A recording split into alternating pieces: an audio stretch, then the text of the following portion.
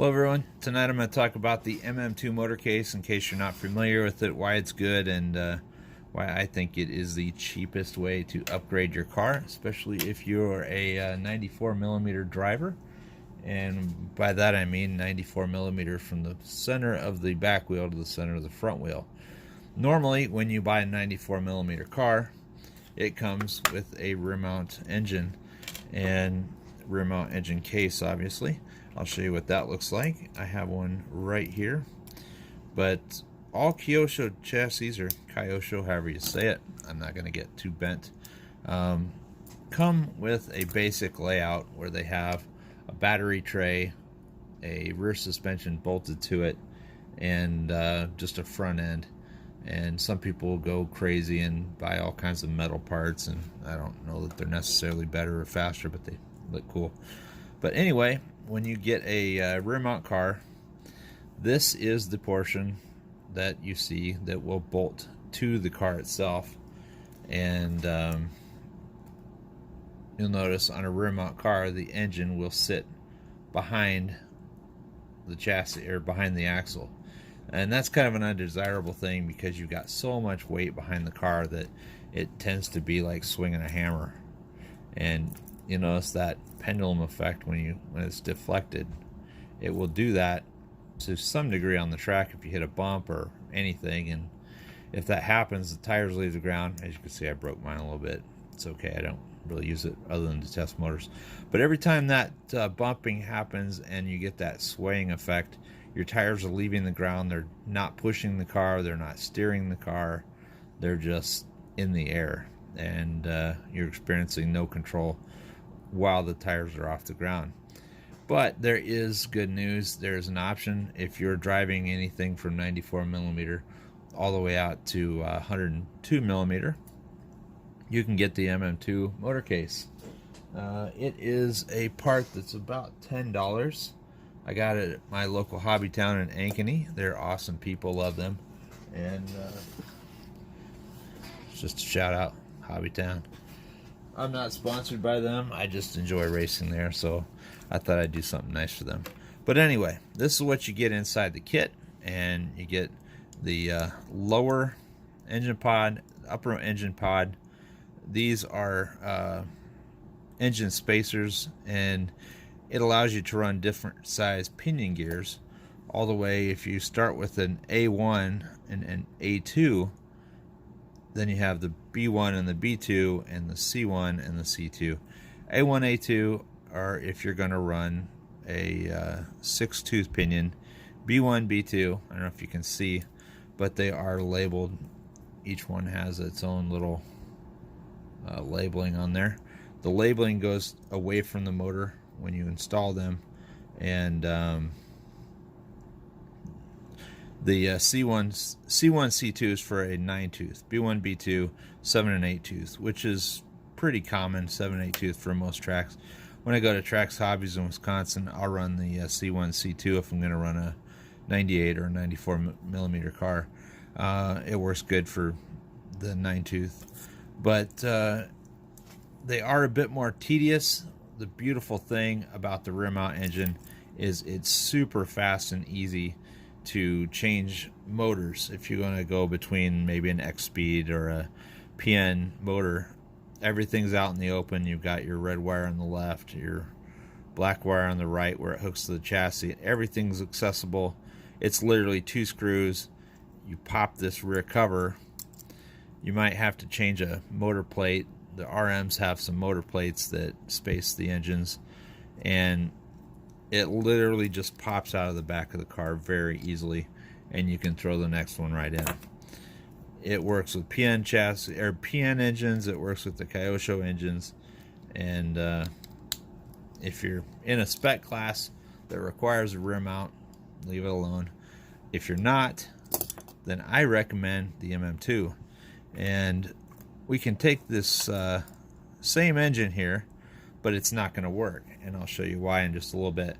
But if you want to run the MM2 motor mount, you'll notice the wires have to go from the engine out in the opposite direction. You've got to run them towards the output shaft instead of away from it. This is the stock form.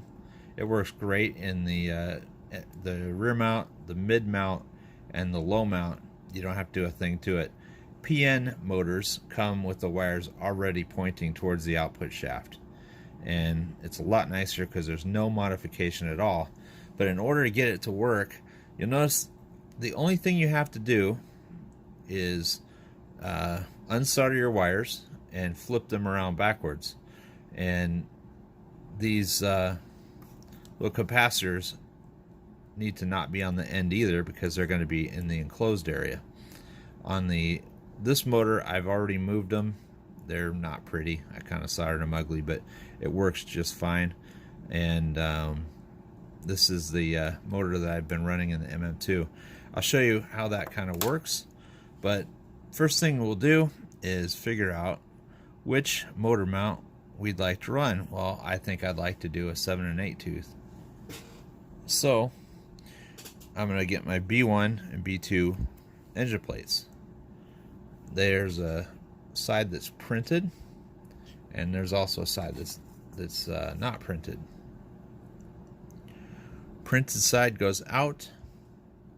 That's how it goes on that end, and this one goes on this end. Pretty simple. All right, and this is why you have to move the this is the lower. I'll talk a little bit about the lower engine plate. This is kind of a unique thing. There's different size, or I shouldn't say different size, but different spacings on the bearing holders. It allows you to run at 3 different axle heights. This bearing holder has the hole right in the middle. I don't know if you can see that. And that's if you want to run just a stock height, same thing you've been running.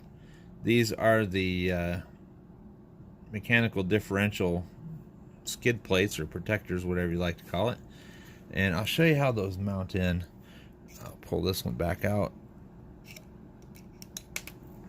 But they come with a kind of recessed area. I don't know if you can see that. You have the option of installing that with the bearing on the low side, which will give you a very high ride height.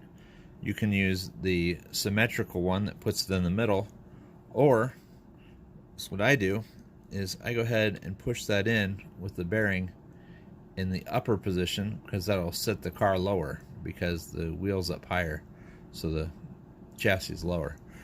All right, so with that is in mind, you now take the MM2 plate. It's a little bit more fiddly, and install it in the lower portion of the chassis, or the not the chassis, but the engine pod.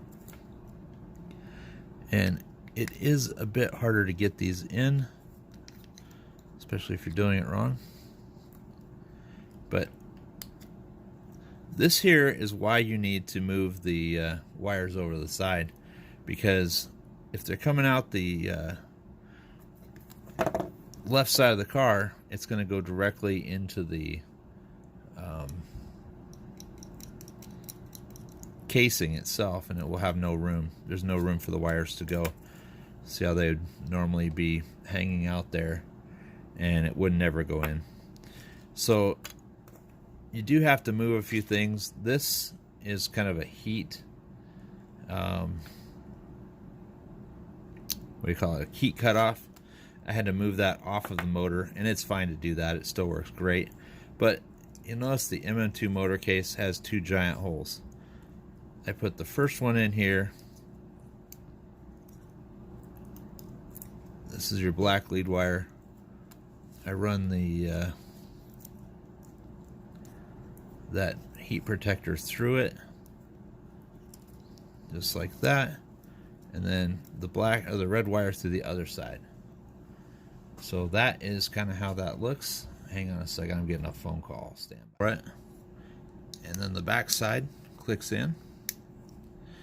And one of the things that I didn't tell you about that you have to be real careful when you solder your wires is, let me pull this little bearing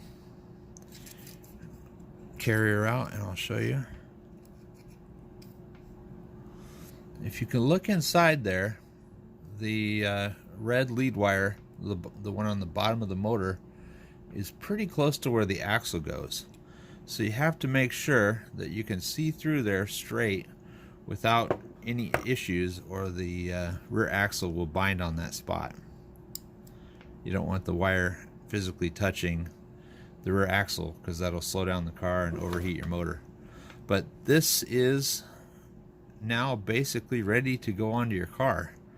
You've just encased the stock motor and the MM2 motor mount. You've not altered the function of it in any way, only the position. So anyway, what we're gonna do is your wires go forward to the car just like you're used to seeing. No problem there. Red on the left, black on the right, onto the chassis itself. Now we're going to pay more attention to this little six-sided post that comes off the top of the engine case. And what we do there is, this is actually the friction dampener and how you put it together. You start off with the lower engine pod, which is this piece here. You'll put a spring on top of the post, and the springs come in these packages. You only get enough for the kit, so make sure that you don't lose them. From there, you'll take one of your friction plates, put it on top of the spring. This portion here will be attached to the car. And alright, so from here, you take your top plate, put it right above the portion that mounts to the car, and these two plates will then pinch on each other and squeeze this plate and dampen the motion effect. It limits it and dampens it. Then you put another spring on the top, and then the spring retainer, and it does have a little ridge on it that will hold the spring in place. That goes on top of that whole business with the spring and everything, and it is kind of hard at first because it's even hard to hold it. I don't know if you can see in there, but it's got the engine case itself, a spring, a plate, this portion here that mounts on the body, which was that right there, another plate, a spring, and then you've got the top retainer. Then you have the shock mount, the rear shock place, and then the screw that goes through. And I have the front screw here screwed in to the very front hole up here. And it's pretty simple how it works, but that's basically it once you get it screwed together. It does work good. There is some bodies, you'll notice, I'll show you on the 94 millimeter. It sits on there just fine. Everything's good. The shock mount is a bit higher because of that extra plate there, that this slider portion for different wheelbase cars has. It sits higher, and I've just got a screw going down straight into it to hold the front part. But with this screw sitting higher, it does pose a problem, and on some cars this back screw right here will hit the back window. I actually cracked the glass on my LaFerrari and did not know that it was stuck up so high. But I'll show you what that looks like. That was an unfortunate little happenstance that occurred when that screw was too high, and it actually cracked my body. Since it was already cracked, I didn't have any problem, grinding it up and making it work, turning it into a bit of a mutant. And what I have done, I think, looks really cool, especially when I've got this extended out to a 102 millimeter.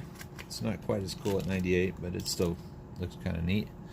I just cut a hole in the back window of it, and that allows it free motion, full motion, and at 102 millimeters, It actually sticks out of the back even higher than that. You can actually see the spring sticking out at 102 millimeters. But on a side note, I found out that a McLaren 12C, the M12C body, which is this one, when you take it off, has basically the same motor front clip as the LaFerrari, and they're only a millimeter different, and there's enough play in this body that when you hook it up, it actually goes right in. So the LaFerrari and the McLaren both use the same front motor clip. They're only use the McLaren one because it's about a millimeter longer, but there's so much play in it that in these bodies that it fits on perfectly. In fact, it sits more solidly than it does with the proper LaFerrari mount. But that's basically the difference between the two. Like I said, you can run this all the way out to 102 millimeter. At 94 millimeters, it sits really close to the chassis. It does move. You got your freedom of movement, just as much as here on this one. This body's been abused. Sorry for our guys. It wasn't my choice, but when the back window broke, it broke. So I turned it into a mutant. But anyway, that's the MM2 motor case. Short story, long story.